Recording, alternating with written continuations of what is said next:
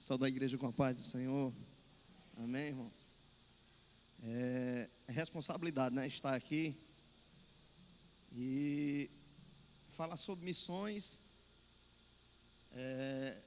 Possa ser até fácil, né? Mas quando a gente vive missões, quando a gente vai para o campo, quando a gente começa a se envolver, a coisa é diferente. Muitas vezes a gente porta na cara, discordam da nossa abordagem, mas tudo isso é pequeno diante daquilo que Deus chamou eu e você, meu irmão, que chamou a igreja. Tudo isso é pequeno, porque quando nós recordamos o que Cristo fez pela igreja, que se entregou por ela e trouxe esse propósito para nós, de evangelizarmos, tudo isso é pequeno. As minhas queixas, as minhas causas, os meus propósitos são pequenos diante da vontade desse Deus. E para mim foi, como o texto diz, foi um desafio. Quando Gustavo, ele falou que eu ia trazer a palavra hoje à noite. E essa semana eu estava meditando, Senhor, o que eu vou trazer? Deus, ele me trouxe à memória de um fato triste que aconteceu, acho que uns 8 anos atrás. Tinha um jovem que ele trabalhava comigo, e esse jovem bem brincalhão, e gostava de farra e tal, e eu sempre conversava com ele, eu sempre insistia com ele, que ele procurasse uma igreja, e eu sempre pregava o evangelho para ele. E quando foi um final de semana, um sábado, eu disse: rapaz, olha, procura uma igreja lá perto da tua casa, procura uma igreja perto de tua casa e procura se envolver mais com as coisas de Deus. E se você se der, com certeza você vai ser uma bênção na mão do Senhor. E quando foi no domingo, ele saiu com os amigos e o carro capotou, ele embriagado, e morreu todos. Tinha 4 pessoas no carro e vieram a óbito todos eles. E por que eu estou dizendo isso? Porque eu disse: Senhor, eu podia ter feito mais. Eu podia ter feito mais.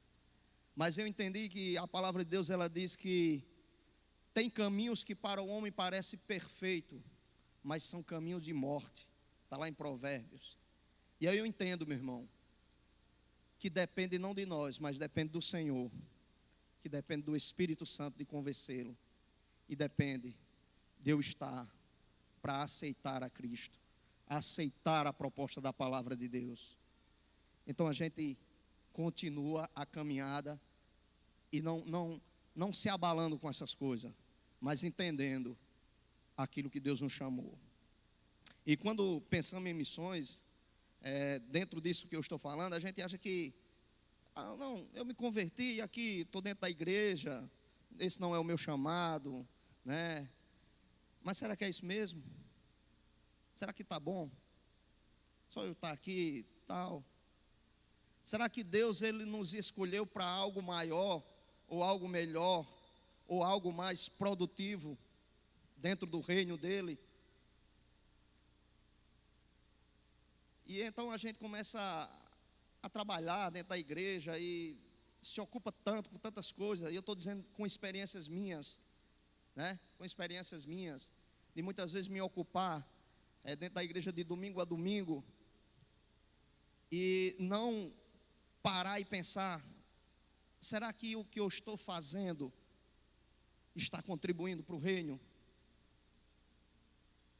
E a gente começa a analisar essas coisas. A igreja, eu estava conversando com o Mateus lá fora, e a gente disse: a igreja está aqui, comentando com ele, porque houve alguém que pregou. E a igreja está estruturada. Quando eu falo a igreja é um modo geral, né? A igreja está estruturada. O evangelho está no Brasil, cresceu muito, mas porque alguém veio. Alguém não ligou para as dificuldades de pegar um barco e passar não sei quantos tempos andando aí no barco, no mar, para vir trazer o evangelho para esse país. E nós estamos aqui porque pessoas se dispuseram a isso, entenderam, ouviram o chamado de Deus. Porque Deus faz as coisas com propósito. E nós somos uma comunidade. Deus criou a igreja, uma comunidade com propósitos. E a palavra que Deus me trouxe, a primeira palavra, 1 Pedro, ela é bem conhecida. E geralmente, às vezes quando lemos essa palavra, dizemos, poxa, a gente é top, né? Deus, Ele nos elegeu e a gente é top dentro da igreja. Mas somos formados, somos criados, somos chamados com um propósito.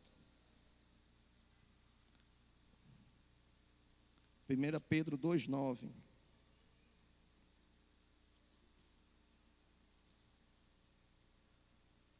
É um texto bem conhecido.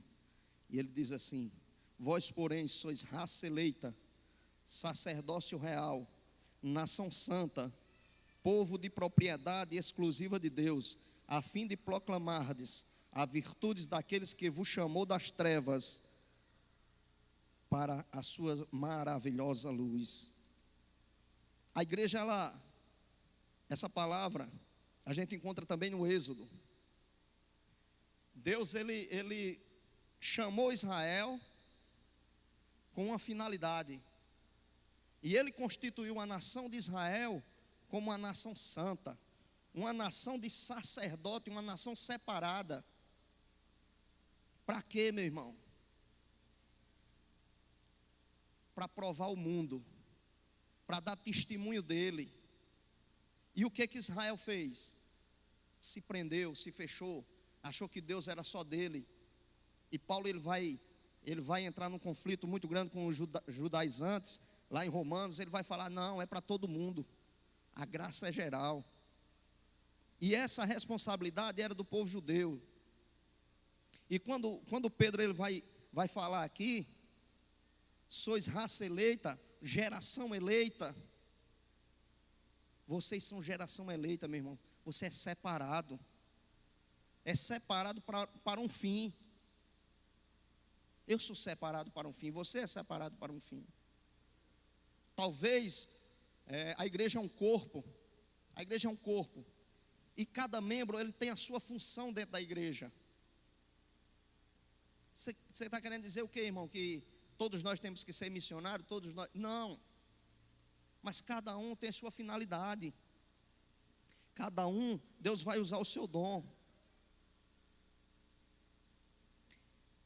Essa raça diferente, essa eleição, essa geração eleita, diferente de judeus e gentios, Deus ele separa entre judeus e gentios e todos. Porque Paulo vai falar que ele já derrubou o muro que separava. Essa geração, ela tem a responsabilidade, porque os judeus eles rejeitaram os seus privilégios, a promessa, por ter desobedecido a palavra de Deus e rejeitado o Messias.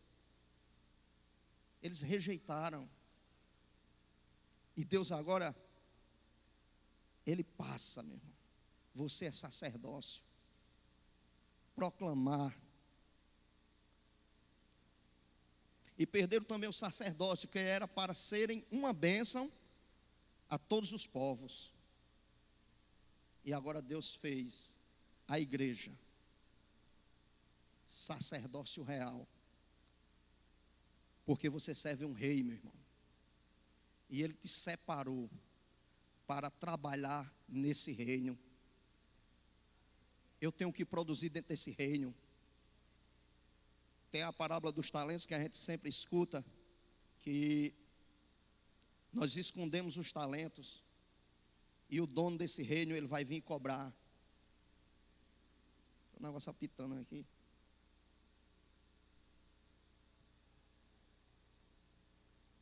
E você é sacerdócio real, a fim de proclamares as virtudes aos povos, ao povo.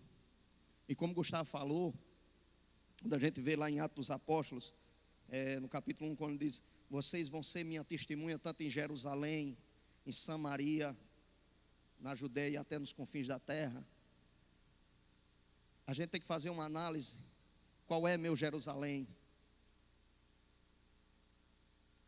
Qual é a minha Samaria? Qual é a minha Judeia? Será que o meu Jerusalém, eu estou dentro da minha casa ou dentro da minha escola, da minha faculdade? Será que eu estou proclamando as virtudes daqueles que me chamou das trevas? Ou eu estou sendo coparticipante com os demais?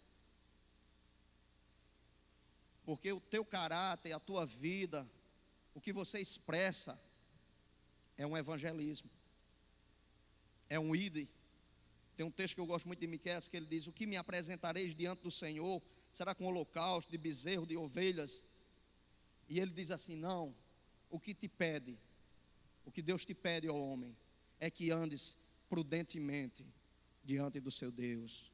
Então é o testemunho, o teu testemunho, ele vale mais do que muitas coisas, muitas ofertas, muitas coisas que você está se doando, vale muito mais para o Senhor. E o segundo ponto, por que a igreja tem que evangelizar? Porque eu tenho que cumprir, tenho que proclamar isso, essas virtudes. Deus, Ele nos alcançou, meu irmão. Ele transformou a sua vida. Ele fez algo que jamais com as suas obras ou com alguma coisa, jamais você ia conseguir. E o Espírito Santo, Ele te restaurou. Ele transformou a sua vida para você proclamar Ele, dar testemunho desse Deus, desse Cristo, que Ele não teve por usurpação de ser igual a Deus, mas humilhou-se a si mesmo, assumindo a forma de servo. Por quê? Porque é um mandamento. Cristo veio para isso, para pregar as boas novas. Ele era as boas novas de Deus, e Ele veio e pregou. João 17, 18. Isso para a gente. Jesus, a gente vê no livro de Marcos. Marcos, ele vai escrevendo os fatos rapidamente. Ele não dá tanto ênfase, ou seja, ele não como o Evangelho de Mateus, que um assunto ele dá por completo, mas ele vai falando rapidamente, porque na visão de Marco, a mensagem que era para vir para o povo naquela época tinha que ser rápida. Você vê que os discípulos, ele dá uma ênfase, que ele diz que eles jogavam a rede e seguiam o mestre rapidamente. A mensagem, quando nós entendemos, talvez não fosse assim, mas a mensagem é essa, meu irmão, que nós devemos proclamar rápido. 17, 18.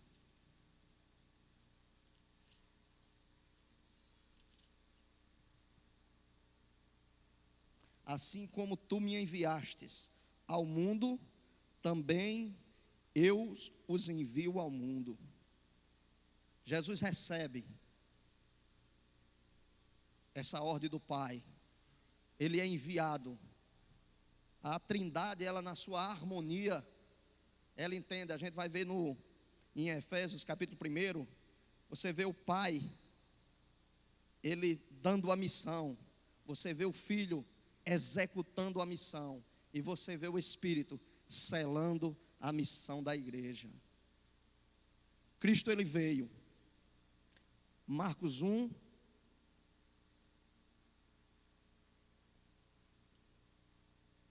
um 14.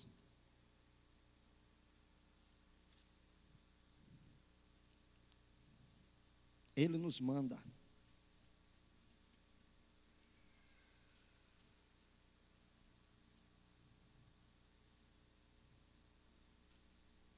Depois de João ter sido preso, foi Jesus para a Galiléia, pregando o evangelho de Deus, dizendo: o tempo está cumprido e o reino de Deus está próximo. Arrependei-vos e crede no Evangelho. Agora vá mais adiante aí no 38, versículo 38. Jesus, porém, lhe disse: vamos a outros lugares, às povoações vizinhas, a fim de que eu pregue também ali, pois para isso é que eu vim. Jesus veio e ele não perdia a oportunidade de pregar, de trazer as pessoas para perto dele, para que eles venham entender que a luz, aquela luz lá do Gênesis, aquela luz lá de João, estava agora brilhando sobre a humanidade, trazendo paz, trazendo restauração.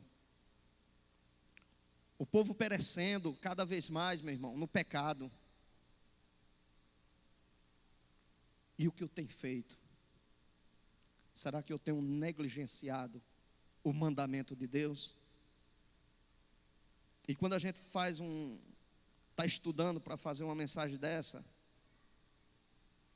a gente começa a nos colocar.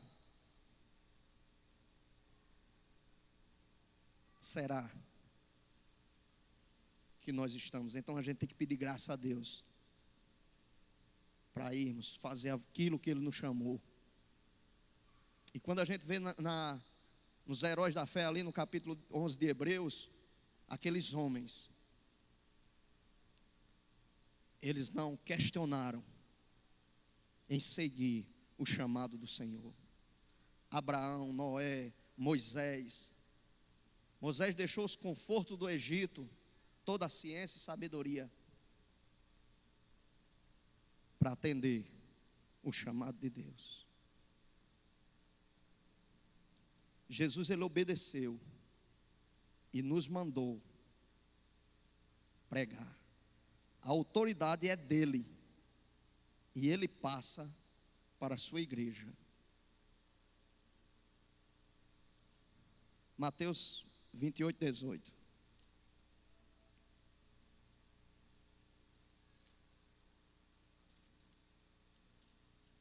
É bem conhecida o texto da grande comissão.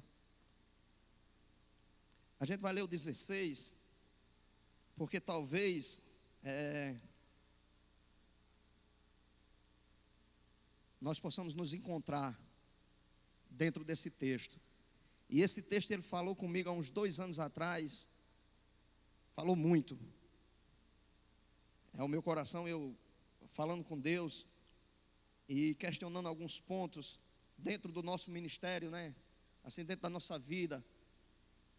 E Deus, ele falou comigo muito. Usou muito aquele varão Ronaldo Lindório, né? E mexeu muito comigo. E ele diz assim, o 16: seguiram os 11 discípulos para a Galiléia, para o monte que Jesus lhe designara. Jesus chamou ele para se encontrar nesse monte. E quando o viram, o adoraram. Mas alguns duvidaram. A dúvida às vezes vem no nosso coração, se realmente, será que Deus me chamou realmente para isso? Né? Será que Deus, eu acho que não. Meu irmão, a Escritura ela diz, ela aponta, Deus te chamou para proclamar as boas novas do Senhor, as virtudes. E ele vai mais adiante. Jesus, aproximando-se, falou dizendo: toda autoridade me foi dada no céu e na terra. Ide, portanto, fazei discípulos de todas as nações, batizando-os em nome do Pai, do Filho e do Espírito Santo, ensinando-os a guardar todas as coisas que vos tenho ordenado. E eis que estou convosco todos os dias até a consumação do século. Meu irmão, essa obra, ela não é sua. Essa obra é de Deus e você não está só. Ele está com você até a consumação dos séculos. Talvez você diga: Senhor, eu não vou porque eu não tenho, eu não posso. Ele está convosco até a consumação dos séculos. Eu sempre comento os meninos, eu digo, a maioria das viagens que eu fiz de missões, eu estava liso. Mas Deus, Ele proveu, meu irmão. Você sabe por quê? Porque é a obra dEle.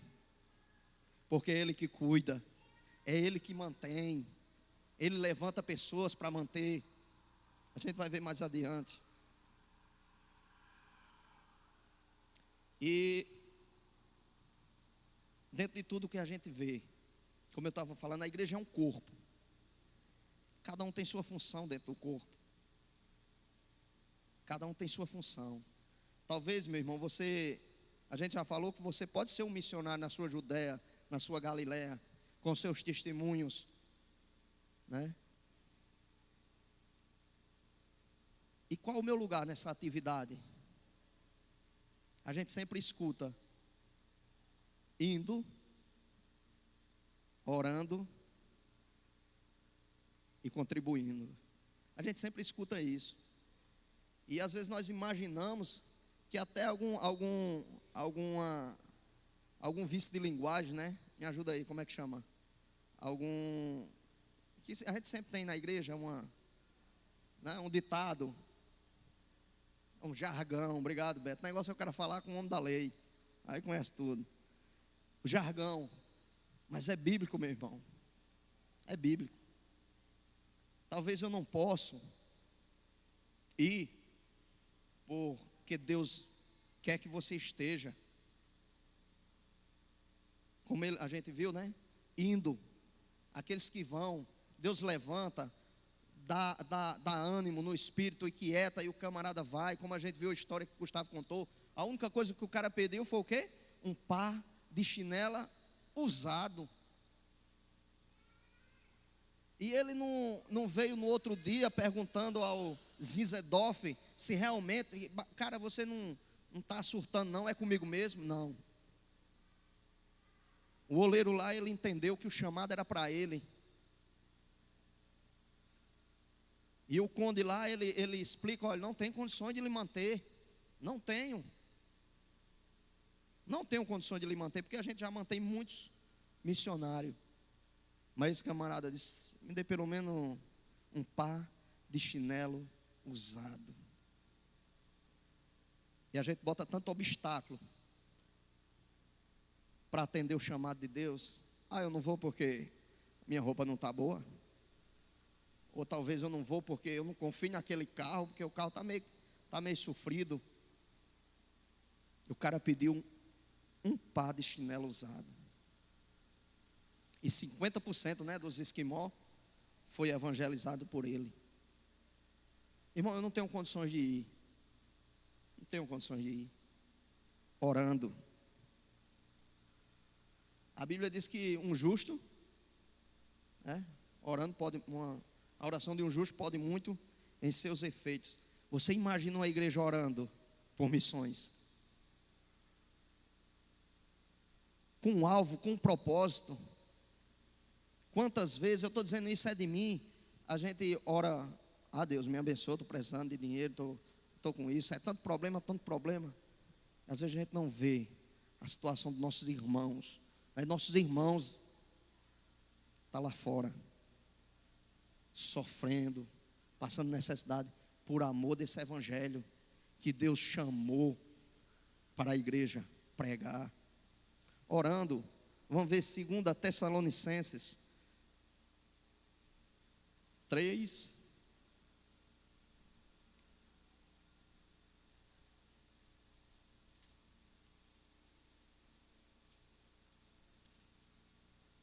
Três, 1.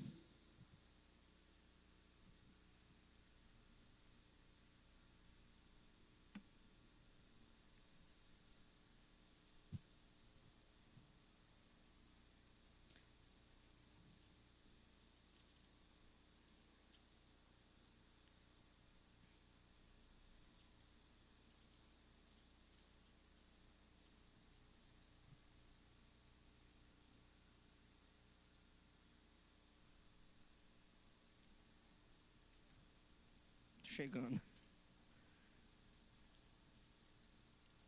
aqui.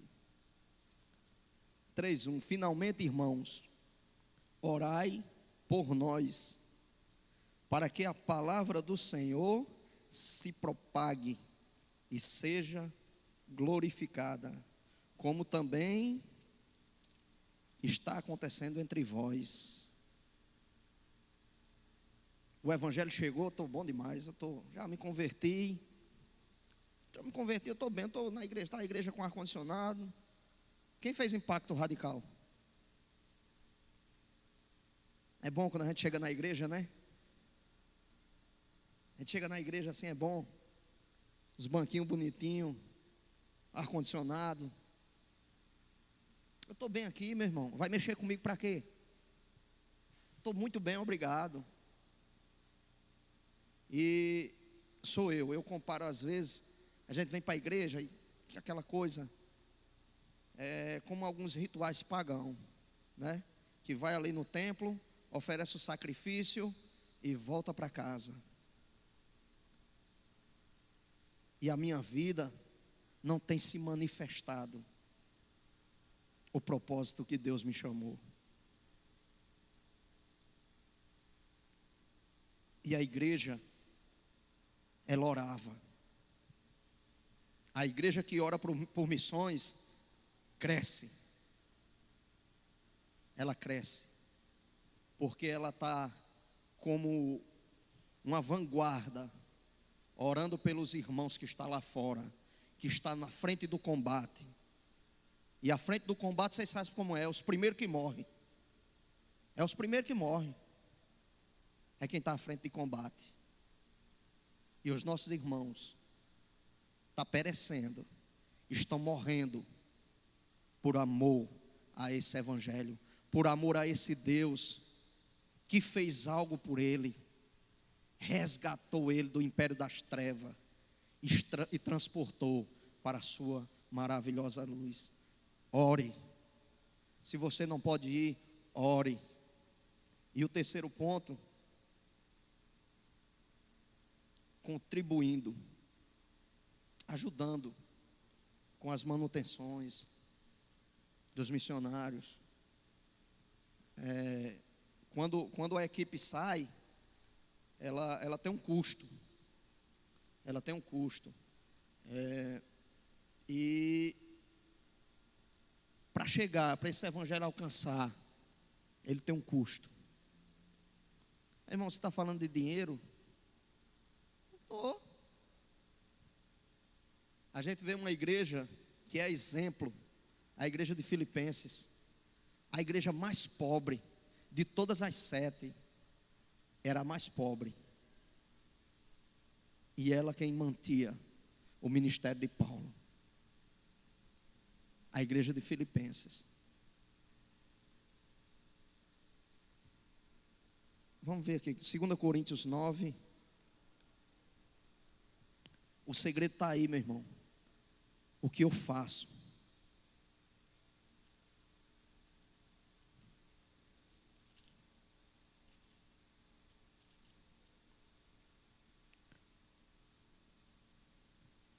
Versículo 7. Cada um contribua segundo tiver proposto no seu coração, não com tristeza ou por necessidade, porque Deus ama a quem dá com alegria. Eu vou dar e tá bom isso aqui. E aí?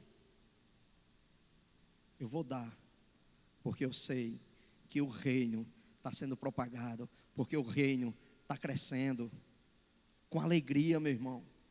O versículo 13 agora. Visto como na prova desta ministração, glorificam a Deus pela obediência da vossa confissão quanto ao evangelho de Cristo e pela liberalidade com que contribuís para eles e para todos. Liberalidade, com prazer, sem estar preso. Eu já estou encerrando já. E eu vi uma frase muito interessante, autor não conhecido, ele diz assim: missões é feita com os pés de quem vão, com os joelhos de quem fica e com as mãos do que contribui. A igreja, ela faz missão. Entenda, meu irmão, você tem o seu lugar no reino. Você tem o seu lugar na obra do Senhor. Ore a Deus e peça que Ele te mostre como usar o seu dom, como usar aquilo que Deus lhe chamou. O desafio continua. E a palavra é: vocês estão desafiados. Desde o momento que vocês aceitaram Jesus, o desafio continua. Coríntios 9:1, né? Coríntios 9:1. Por quê? Vamos ler aqui? Ai de mim, se não pregar o Evangelho. Eu estou sendo negligente com o reino de Deus. Eu vou ler só mais um aqui para a gente encerrar, que vai ser a conclusão desse apelo para a igreja. Mateus 9.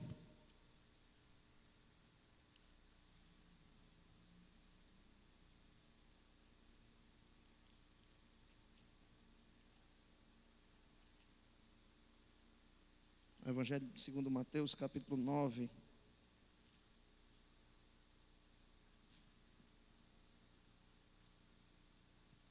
Versículo 37 e o 38.